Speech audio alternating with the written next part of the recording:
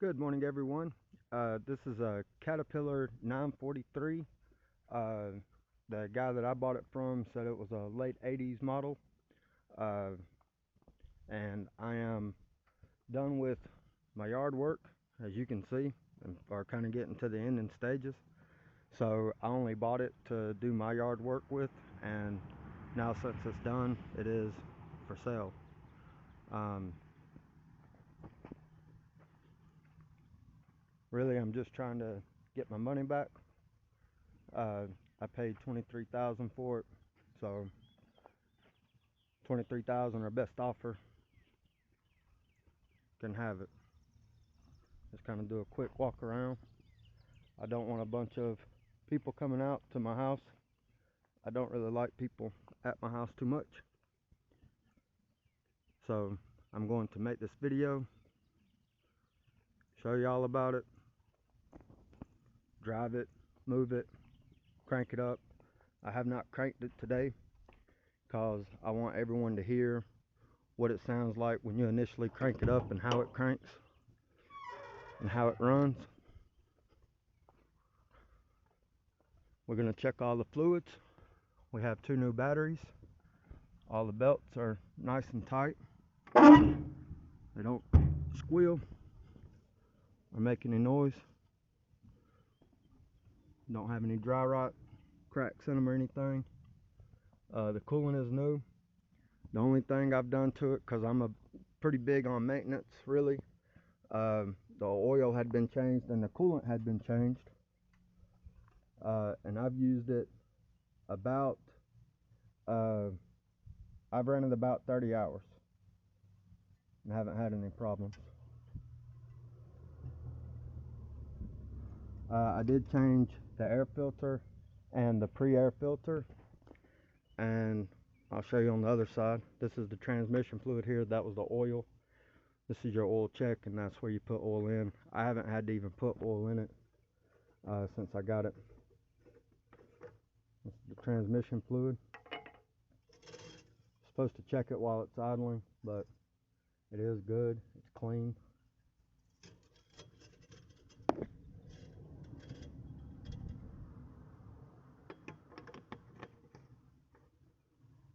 There's all the pins for the drive, for your pedals up here, and your bucket and whatnot. There you have 1, 2, 3 grease fittings on this side, and then 1, 2 on this side, and it comes with this hardline, very convenient and easy to use hardline grease gun. I normally grease it up about every 10 hours of run time. I replaced the water fuel separator inside here, and this is the prime. I'm not going to do the prime though because it doesn't need priming. And I also changed out the actual fuel filter here. So the fuel filter and the water fuel separator there, and the 2 air cleaners was about $130 from Yancey Cat Rentals up there on Atlanta Highway. A newer alternator. I don't know when it was put on, but it's definitely a newer alternator. I don't know if I said it on the other side, both the batteries are brand new. It's really easy to drive. You got forward, you have forward, you have backwards, you have how much speed you want. When you crank it up, you want it about right there, a little past the turtle or so.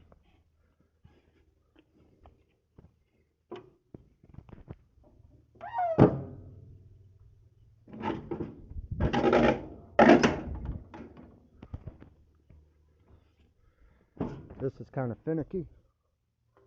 I normally have to use the key to kind of just grab on that lip right there. But I don't pry up too hard because I don't want to mess up my key. Coolant, it's a nice green color down there, and it's full. I haven't had to add any coolant in the 30 hours, which you really shouldn't have to add coolant. I'm just going to touch this to show you it's nice and cool. Like I say, I haven't cranked it today I wanted everyone to be able to listen to it. Crank up the very first time of the day. Because really, whenever you're buying a vehicle and you come out to crank it up, you really want it to be a cold start, you know, as cold a start as possible. The fuel goes in right there. There's a lot of different opinions on, you know, what you should add to the fuel, if you should add to the fuel or whatever. I normally, based on my uncle who's been a diesel mechanic for heavy equipment and tractor trailers and everything else since the early 1980s, and he's 80 years old, upon his advice I put a little 2-cycle oil in about 200 milliliters, so you get about 5 portions out of the 1 quart of 2-cycle oil, and I'll normally put 200 milliliters, which is say 1 portion of the 5 quarts, in about every 20 gallons of fuel. 15 gallons, 20 gallons of fuel, something like that. I don't have a truck with a fuel tank, so I have to just go to the store and 10 gallon it at the time. I always make sure I've never ran out of fuel. I put more fuel in it the next day. The fuel gauge does not work, of course, but I've guessed that it takes about 2.5 gallons of fuel per hour. Alright, so we just turn the key over. You want to make sure that your turtle is there, set, and normally on the first time it cranks right up, no problem.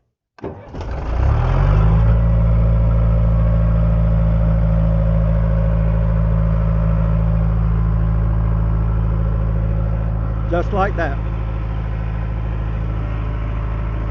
It honestly sounded no different today than it did any other day yesterday or the day I got it.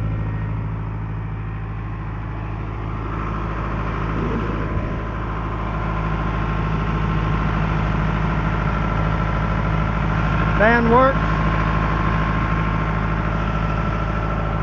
Exhaust clearly works.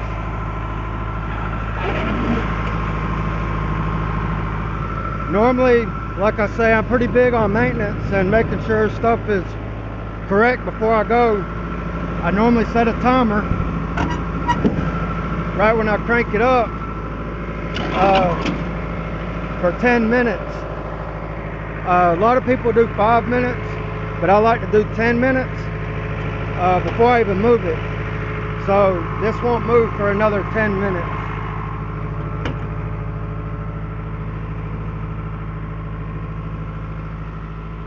And I will wash it. I have a way to wash it with the pressure washer. I don't feel like washing it, and then it's sitting here in my dusty desert yard until someone gets it. So if you want to get it and you get it, I don't mind washing it. You have plenty of desert where you can come back here and test drive it. I mean, seriously, come on, put in all the time you want. I need all this leveled right here. So leveling stuff is a little bit outside my expertise, I guess, of my 30 hours of driving on that thing, and then another like about 30 hours on a skid steer at one point. But I mainly got it so I could move the bulk of my dirt around and then have my man here with the Bobcat come up here and finish the job. That's not my Bobcat. It's not for sale. And no, I know that guy that owns it does not want to sell it.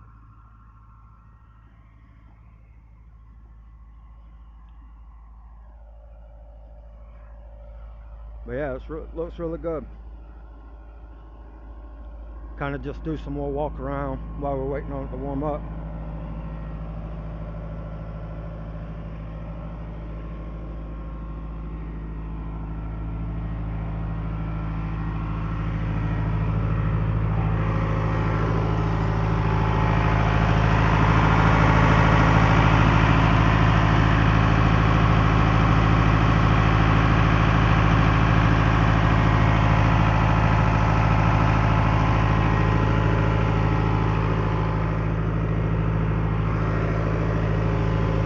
To get this down, you take this bolt out and it'll drop this metal cartridge down, and that's how you replace that.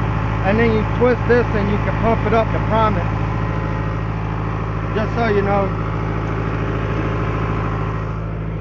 Also, directly from the Caterpillar plant in Bogart, not Yancey Cat Rentals, the actual Caterpillar plant, I gave them the serial number off of the plate up there, or VIN number. There's a VIN number and a serial number. I gave him both the numbers, and he used one of the numbers to actually send me about a 75-page manual on everything to work on this thing with in a PDF, so I can send you that as well with the purchase. He also was able to get me about an 85-page lubrication guide. I actually did read all 75 pages of the manual. I did not ever read really any in the lubrication guide. Just kind of been doing the same lubrication that you know, had that the guy that I bought it from showed me in those holes there. I'm gonna pause this while this warms up, and we will be right back. Alrighty, so we're gonna go ahead and move it because it's definitely warmed up.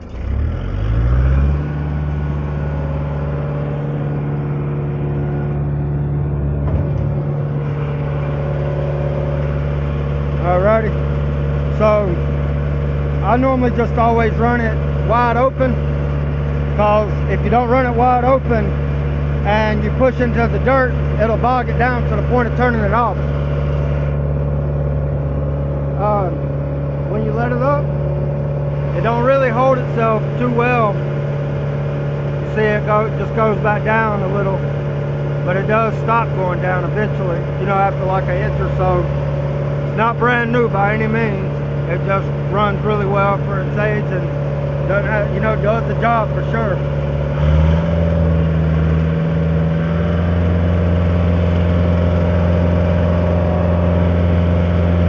So forward, backwards, left,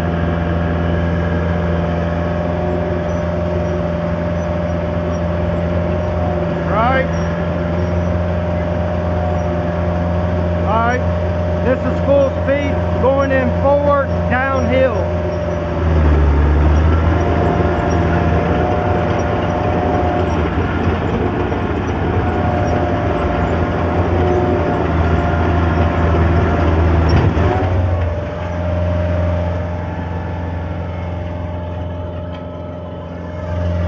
This is going in reverse, uphill, full speed.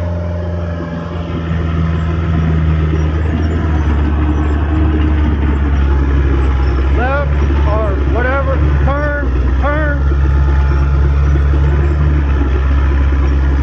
Turns really well, goes uphill, like I say, full speed. It's not bogging down. Alright. We're going to go down the hill again, full speed. Actually, I'll go half speed. Alright. Turn it down just a little bit and do the full speed, full throttle.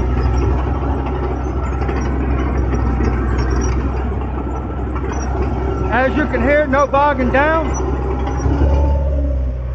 Can't turn around with it being out without full throttle too. Full turnaround turn. Alrighty. I'm gonna do it up to full throttle again, because that's just normally, like I say, how I run it. Gonna back down the hill just a little.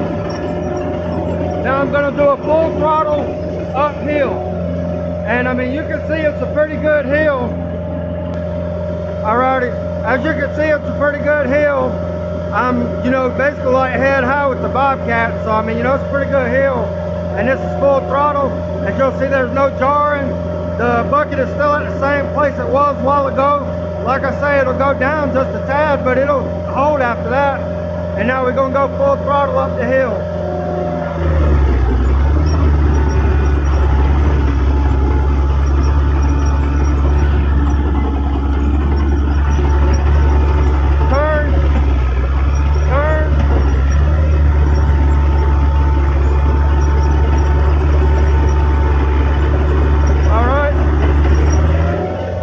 throttle down the hill.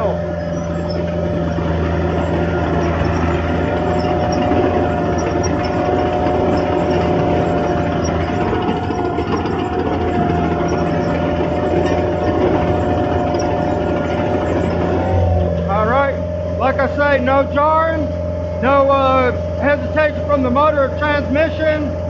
It all runs good. What I'm gonna do now is hand the camera off to someone, and they're gonna film me kind of up close, and I'm gonna dig kind of a hole and kind of scrape the ground, just so you can see that even under a heavy load of pushing up a whole load of dirt, there's no hesitation in the motor, transmission, and it does what it's supposed to do.